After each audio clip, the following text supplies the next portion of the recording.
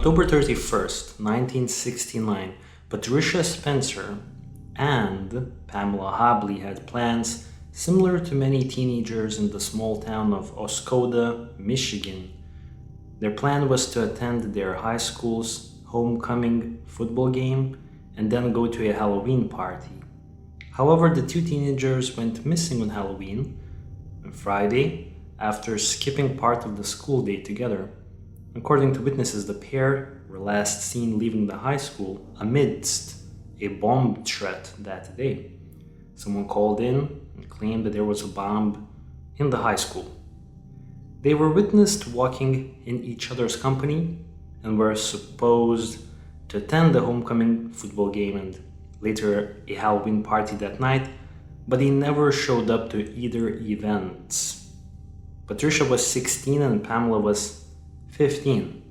The two girls knew of each other, but strangely they were not considered friends. At the time they disappeared, they were just kind of high school acquaintances. The girls have never been seen again. Authorities suspect that both of their lives had ended with an abduction and a homicide. Over 50 years later, the search for Pamela and Patricia continues. The family is holding out hope that whoever is responsible for their disappearances can be brought to justice. Mary, Pamela's younger sister, told the media that she can't move on with her life. She hopes that someone knows something and will finally have the guts to say something.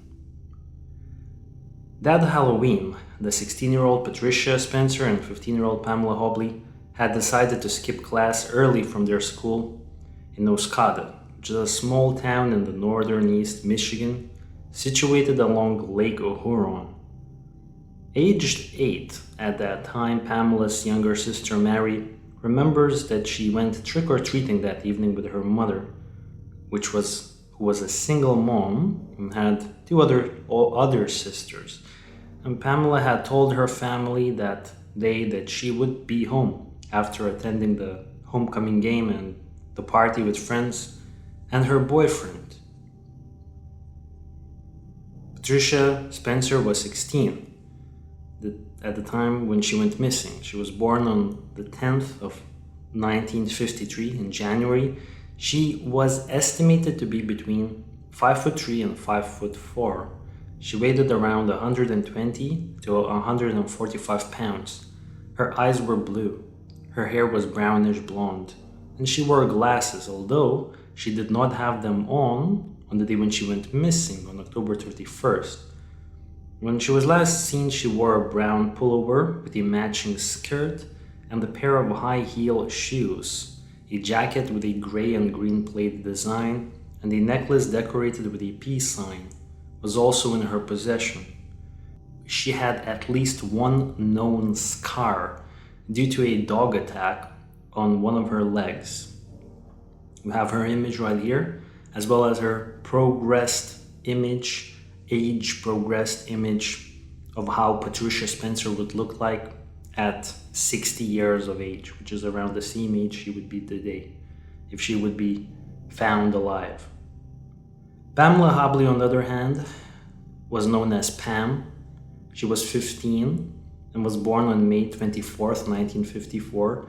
Her hair and eyes were brown, and she was between 5'6" and 5'8" tall and weighed around 110 to 115 pounds. She had distinctive marks, namely two scars, one near her nose and the other by her mouth, although some sources state that the latter was a birthmark. Pamela wore a white imitation fur coat edged with brown, a plaid skirt, a shirt of an unspecified color, high-heel shoes as well, with white socks. It is known that Pamela had been engaged in activities of which her family did not approve. Rumors also circulated that she and Patricia Spencer may have experimented with drugs and alcohol shortly prior to their disappearance. Pamela had apparently accepted the marriage proposal prior to her disappearance. She was 15. Now, when Pamela's boyfriend told the family that they were supposed to go out that evening but that she never showed up to the Halloween party, Pamela's mother immediately started calling around. They realized that one of her schoolmates, Patricia Spencer, was also missing. Pamela's younger sister, Mary, insists that her sister would not have ran away on purpose that day. Well, she said Pamela was known to be partier. She had everything to look forward to in life. She was recently engaged to her boyfriend at 15, by the way. Mary believes something horrible happened to the two girls that night. She told the media that she believes that the two of them had been murdered. She thinks they were picked up by the wrong person and then were abducted and killed. Oscoda Township Police Chief Mark David also fears the missing girls became victims of foul play. David hopes finding them would finally bring the family some peace. As an investigator, a major challenge for David has been the age of the case and the fading memories of those who could have a tip. There have been no major leads since the girls vanished, he told media. Since he took over the case in 2010, however, he's gone back and re-interviewed witnesses mentioned in the original police file in an attempt to piece together the girls' last known movements that fateful Halloween night. For the first week of the investigation, initially when the case broke, it was speculated that the two girls were just runaways with the intent to travel to Flint, Michigan. However, this is no longer a theory that law enforcement is considering since both girls were reportedly very close to their families and they did not bring their purses, identification, or extra clothing when they left, indicating that they did not disappear voluntarily and had intent on coming back home that same day most likely. Initial reports stated that the girls were last seen walking together away from Oscoda High School. However, a man came forward and stated that he had picked the two girls up as they were walking along River Road and dropped them off in downtown Oscoda. Chief David has other information to indicate that the girls were seen downtown that day. He doesn't believe that the man who came forward is involved in their disappearance, nor does he believe that Pamela's boyfriend had anything to do with the disappearance either. Let's remember, the boyfriend had recently proposed to Pamela. Now, investigators suspect that the girls continued hitchhiking and were abducted shortly after they had been dropped off in downtown Oscoda. Two or more assailants were proposed by law enforcement. We don't exactly know why the law enforcement is assuming that more than one person was involved, but seems like they have some additional information that we don't at this time. A link to the unidentified Oakland County child killer has been explored, though this seems unlikely. Rain, you remember that case? Yeah. We talked about it. Mm-hmm. Do you remember anything specific about that case? The only thing I want to kind of give you a little hint about the unidentified Oakland County child killer is that particular case happened a little bit later on in the 70s. Yeah. And this is happening in the late 60s.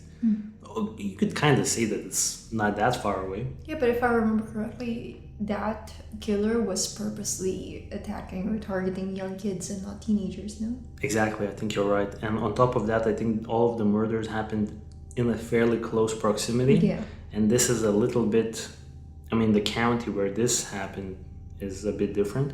I think also people were coming up with dead bodies pretty soon after the missing kid goes essentially missing. Yeah, and there were patterns, yep. Right, so do you think that there could be any connection with that particular murderer? I don't think so. Yeah, me neither, actually. I don't think there's any connection, but hey, it's worth exploring that theory. In 1985, 16 years after the girls went missing, police were told via an anonymous tip that the two girls were murdered by two area men, and they were buried near a barn in Wilbur Township, around 11 miles from Oscoda. This place is noted to be a popular location for teenage parties. Decades later, authorities investigated that location with the aid of cadaver dogs, which turned up no detectable evidence that human remains were at the scene. It is unknown if the man that owned the property at that time has been considered a person of interest in the past. Other places that were known to be frequented by teenagers were also searched, but no evidence was found.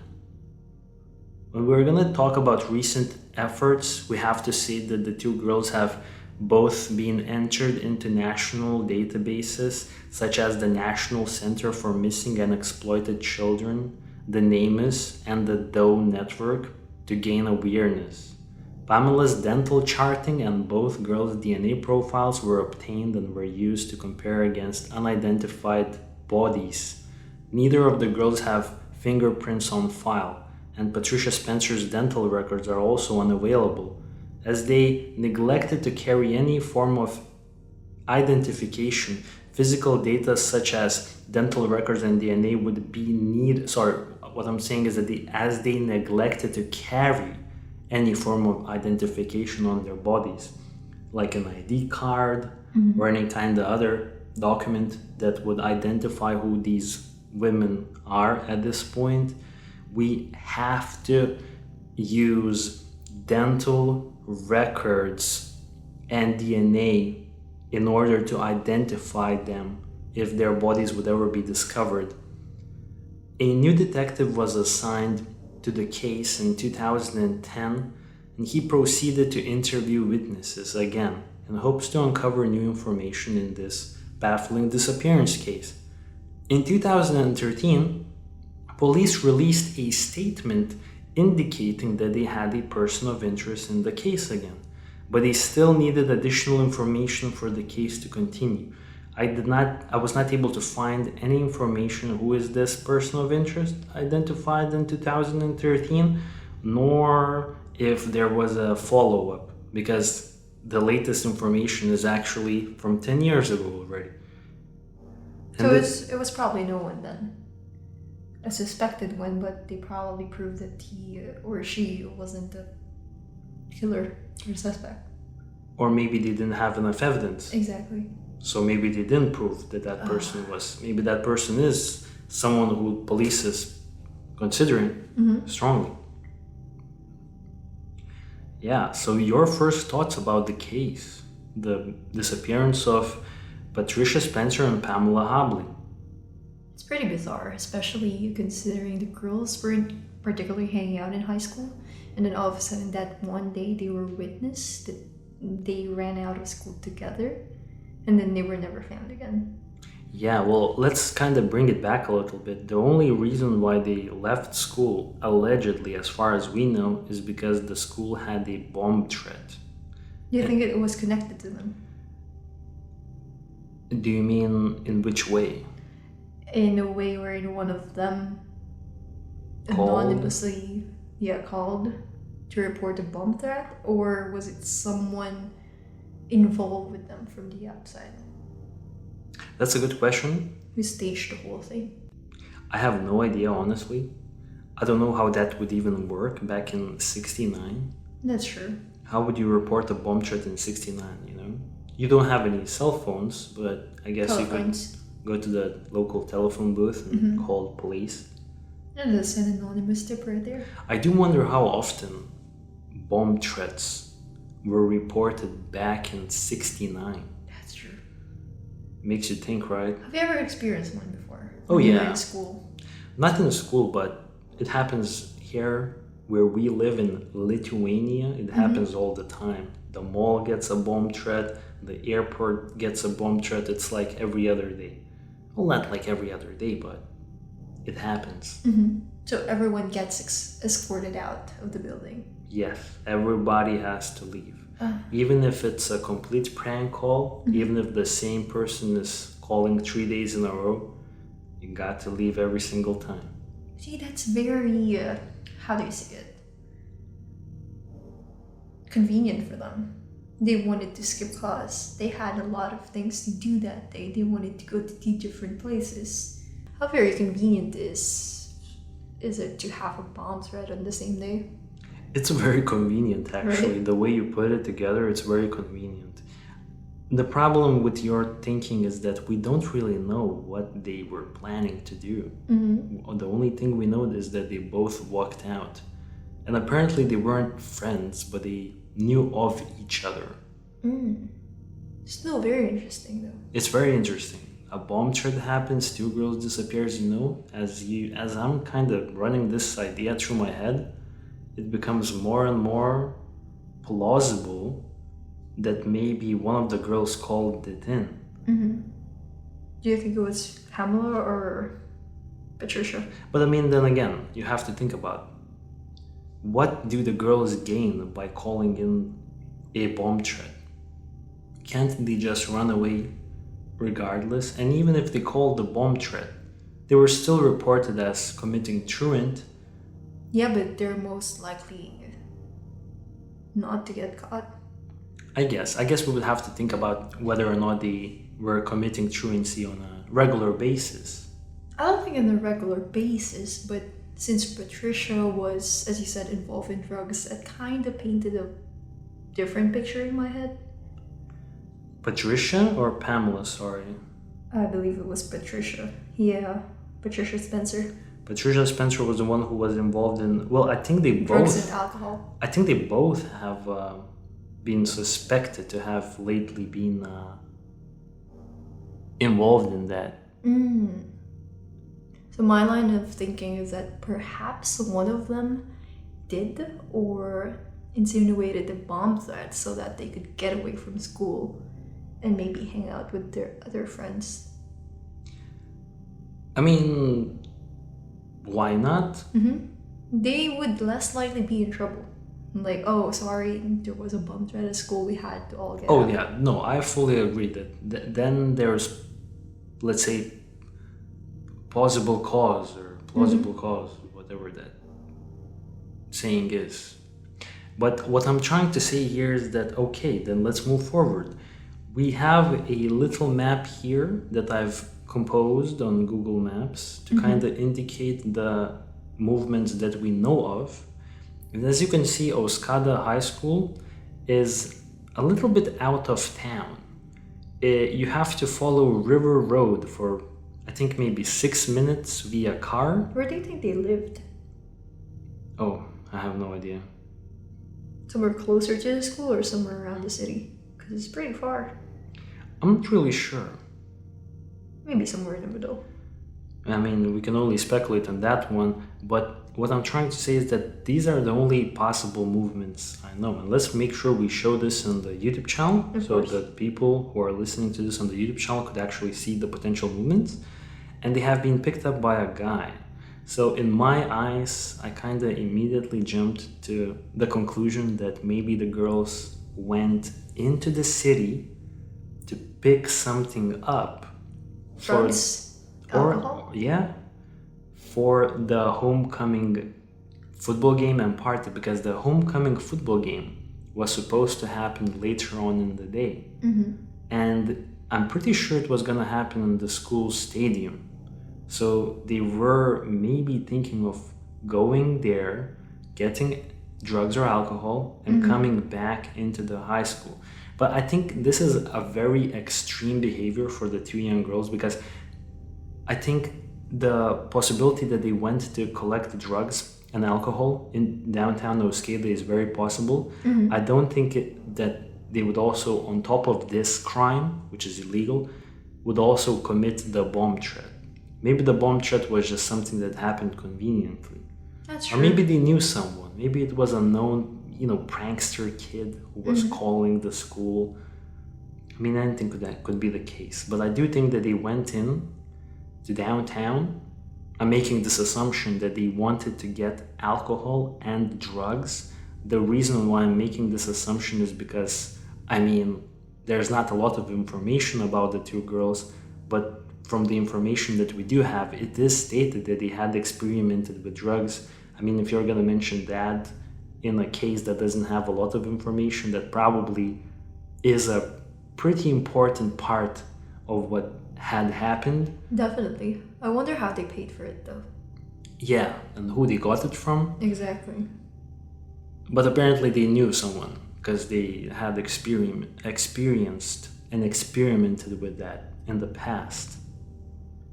And now the law enforcement suspects that they proceeded to grab another hitchhike ride, but they ran into the wrong person who abducted them and then murdered them and hid their bodies.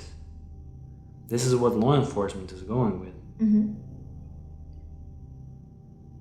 So I have a few questions that I think we can explore, and maybe this will help us find some answers. And I want to ask you immediately, where were the girls going after they left school? What do you think? Yeah, I think they were in a mission to pick something up for the party later on that day. Sounds like a possibility. Yeah. Right? The non-friend girls, that's interesting for me, that they were not friends, just acquaintances. Maybe, yeah, they did go to score some booze and drugs. Maybe they had a common acquaintance. I'm pretty sure, yeah. In downtown. Police chief in a recent interview told the media that there had been a bomb threat in the school and the girls may have left early together. The girls did not bring their purses, identification, or extra clothing when they left. They were not planning on running away, it seems like.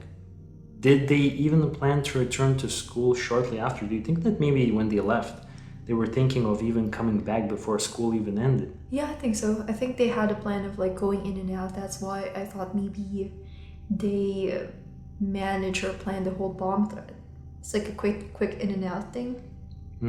Well, everyone's still busy with the bomb threat. Let's go quickly to the city, and then let's go back before someone else notice we're gone.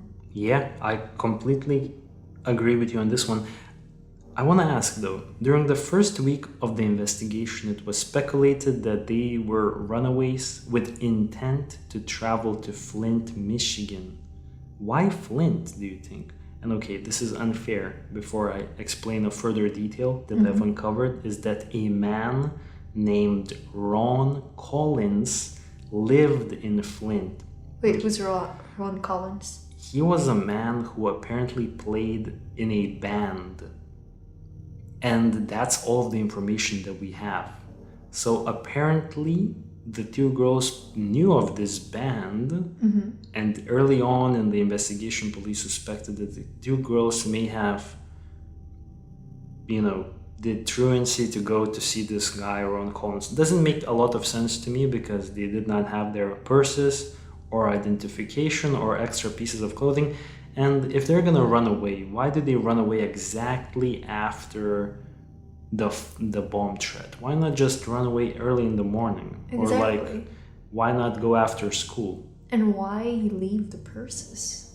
Or identification, no clothing. And Flint, Michigan is actually quite a bit away. It's still in Michigan, but you have to drive south, I think for an hour at least. So it's a bit of a road trip. Yeah. Now, another question I have is, do you think that, where do you think, because I didn't find this information, that's why I'm asking you, where do you think the homecoming game was played and where do you think the Halloween party was taking place? So I think the school stadium was definitely where they played the homecoming game. Yeah, most likely. But where do you think the Halloween party was taking place? Because I couldn't find this information. And probably some other student's house. Maybe the rich or the fancy student or the most popular one. Yeah, the typical scenario. Yeah, typical all-American party. Potentially. I did uncover that in this area there were a lot of teenage hangout spots. And in general, I want to tell you a little bit more about Oscoda. Yeah. In Michigan, at least in that part of Michigan, it's kind of known like a resort town, like this little kind of beach resort town. Yeah, it did look pretty. Yeah, it's a pretty town. So you have to also consider that it has probably more hangout areas than your everyday run-of-the-mill little town in America. This was a pretty little town. Yeah. What do you think is the undisclosed information that police have regarding the two girls being spotted in downtown Oscoda? Do you think that the girls potentially entered a store? Or do you think that maybe they were spotted by other witnesses? However, if they had been spotted by other witnesses, why did police not disclose this information any further? I have no idea. Probably lack of evidence. And they only had the witnesses' words to hold on to. But they are claiming that they are very, very confident about this information. It's not like they're theorizing that they were in downtown.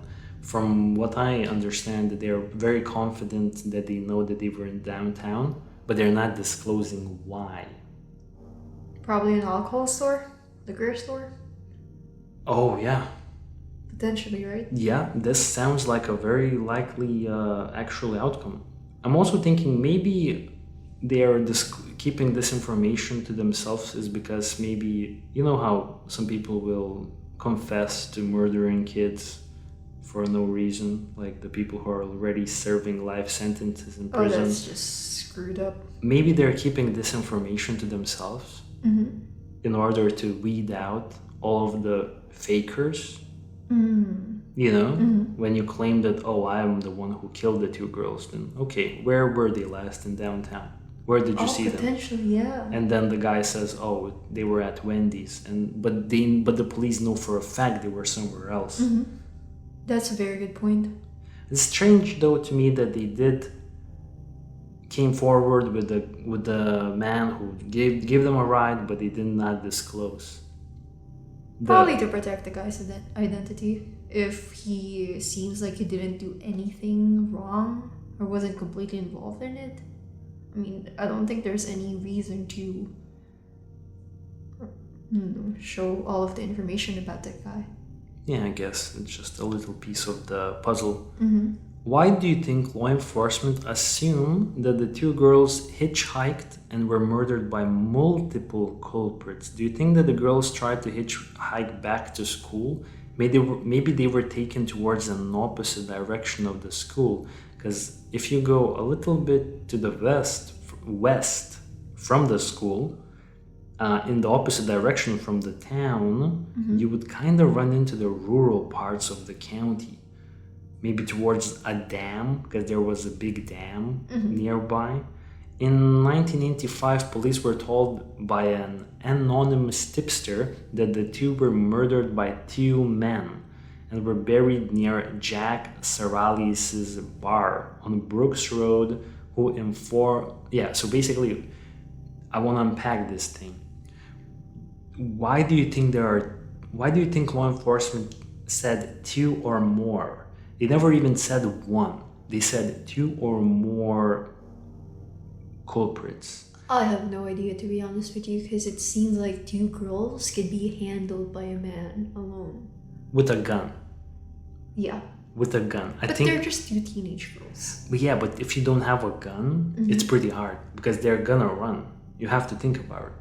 This kind of brings back that Delphi murders case. Remember? The two girls that were murdered. It's heavily suspected, I believe, that the man had a gun to control the two girls. Oh yeah, that's true. With the presence of a gun, yeah, that ensures compliance. And compliance, yeah. Now, in 1985, an anonymous tipster said that two men murdered them and dumped their bodies in a known party location for teenagers. First of all, that's really brutal, but who was that tipster? And who were those men? Drug suppliers or just randoms? Who knows, right? I want to ask a little bit about Pamela's boyfriend. And why did they get engaged when Pamela was 15? Now, I digged a little bit into this, And apparently this was not that weird in the late 60s, believe it or not. Yeah, you kind of just got engaged early, you know what I mean? Yeah, my grandma got engaged and had a kid by 18, but I don't know. I think back in the day they were moving a lot faster. He was this boyfriend. Yeah. He was at that Halloween party. He reported to Pam's mother that she's not at the party and he was expecting her. But he was in that party. He was in the party. So my question is, was he supposed to report her not being at the party? Why did he immediately jump to the conclusion that it's strange that she's not? It's strange to the point that I'm calling the mother. Imagine yourself. You're in a party and your boyfriend needs to also be there. And he just not shows up to the party. Do you grab your phone and you immediately call the boyfriend's mother?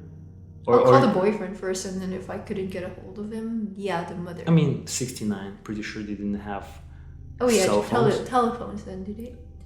Yeah, so would you, in a Halloween party, would you go out of your way to, maybe it's completely normal. Hey, I'm not trying to make it seem super suspicious, but at the same time, is it worth kind of dissecting this detail? Yeah, because thinking about it, they were about to get married. He was the fiancé, essentially. Yeah.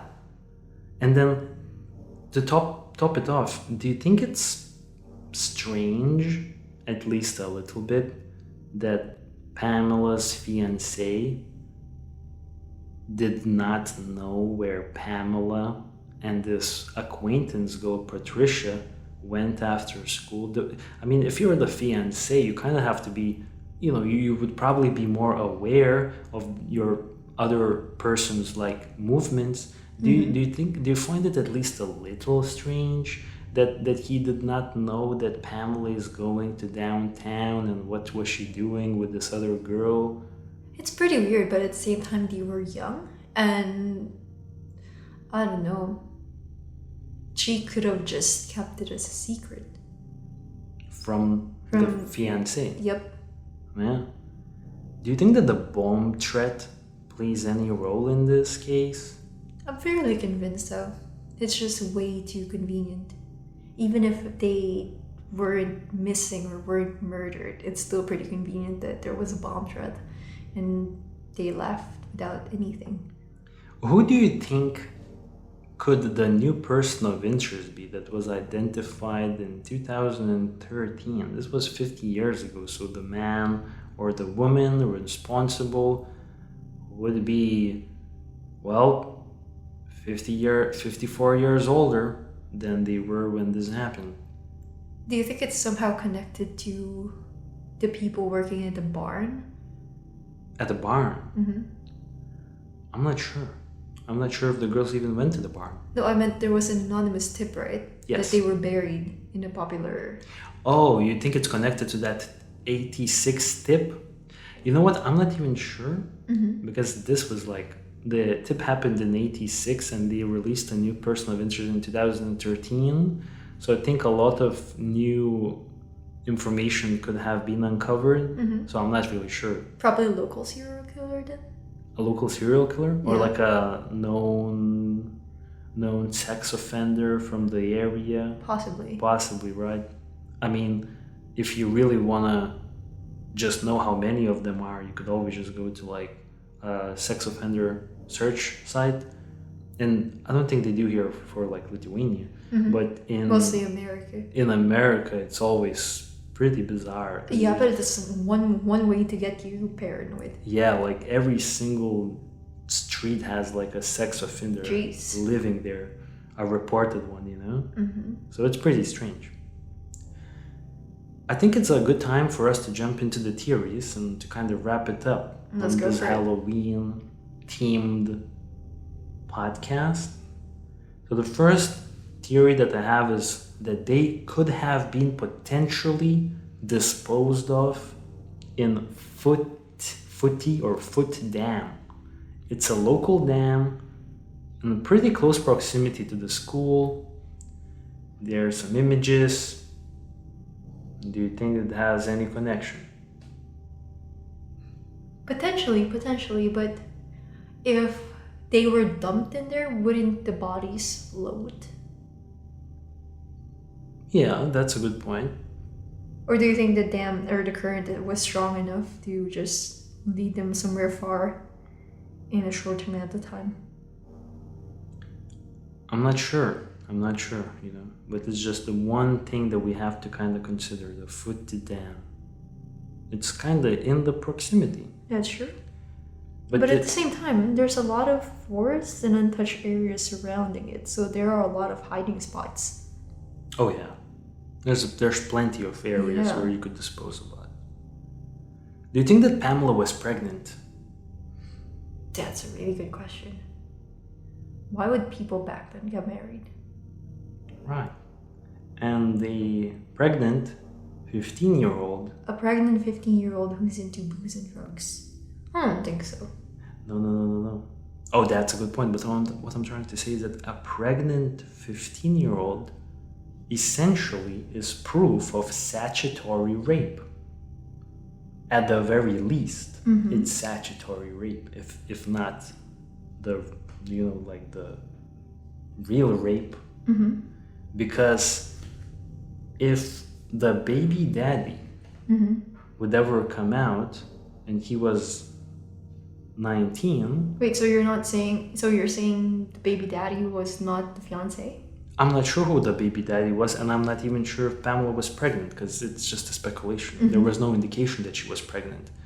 But if she was pregnant, we have that fiance.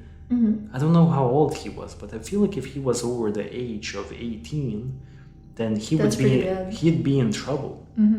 That would be proof of statutory rape. This is what it is. I don't know what to think about that question, actually.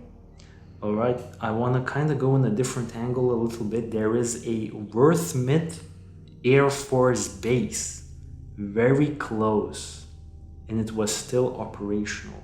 It was a very important Air Force base nearby Oscoda, very important during the Cold War. So it means a lot of non-locals coming in and out all the time.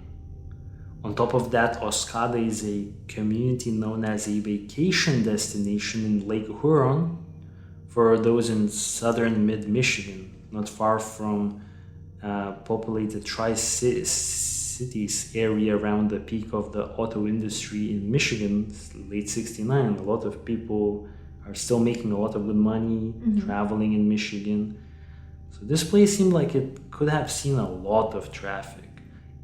Operational Air Force, a known destination for vacations. It seems like there is a huge chance that who committed the murder is not a local. Possibly, yeah. Oscoda looks like a place where a non-local could commit a murder. Now I have a question. Do you think they were murdered in that same place, Oscoda, or do you think they were abducted and were killed in another place? I think they were abducted and driven out of downtown Oscoda. I'm going with this line of thinking. I have no idea where they were. Yeah. So do you think that there is a chance that, or let's put it this way, do you find it at least a little bit suspicious that the police did not really suspect that initial guy who gave them a lift to downtown Oscoda? Suspicious? Did you find it a little bit suspicious how they just, from what I understand, almost shrugged it off? That guy who gave them a ride to downtown? Like, do you think that guy should have been investigated heavy, at least? No, I don't think so. I'm pretty sure they did a background check, and probably that guy checked out as a normal, working citizen. Nothing to be suspicious about. Yeah, potentially. Maybe the story or his story also checked out, and so there was no room for any suspicion. Yeah, potentially. From what we are hearing and from the family, the initial investigators botched the case because Oh. small town police force, they don't deal with murder investigation. That's true. So who knows? Maybe they did just shrug off a person of high interest, That is true. right? That guy was literally the last guy. Mm-hmm. And we're not even talking about him. We're talking about Some other unidentified. potential pregnancy theories when That's true. when we have a guy Mm-hmm. right there. He's hiding in plain sight. I'm more suspicious about their drug dealer though. Like, who would sell drugs to 15-year-olds, and how did they pay for it? Do you think they owed that person money? Yeah, I don't think there's a problem with selling. I feel like if you're buying, then there's probably someone selling. Mm-hmm. I don't think But that's how a did problem. the 15-year-olds pay for it? Do you think the 15-year-olds? I don't know. I mean, they own- probably had some allowance money, right, here and there, and it was an event, Halloween. You want to make it memorable. You kind Yeah, of spend but- your birthday party money on this. Do you think they owed him money, and him or her, the drug dealer, and Oh, first of all, I just want to clarify: we don't know if they met a drug dealer. how did they get drugs in the first place? Yeah, maybe True friends. True friend. Yeah, Yeah. maybe we're not sure if they had the connection with the drug dealer. Yeah, and I wonder if it were heavy drugs or just, I don't know, pot. Because if it were just pot, then it wasn't as bad as the heavy ones, Yeah, right? I agree. Generally speaking, I think we ran out of anything here that we could add to the case. Honestly, I think we went through all of the angles here, Yeah. from my opinion. I will say that I think that the two girls were kidnapped and murdered. They hitchhiked and probably ran into the wrong person who That's true. abducted them and killed them. Mhm. That's my line of thinking. Unfortunately, yeah.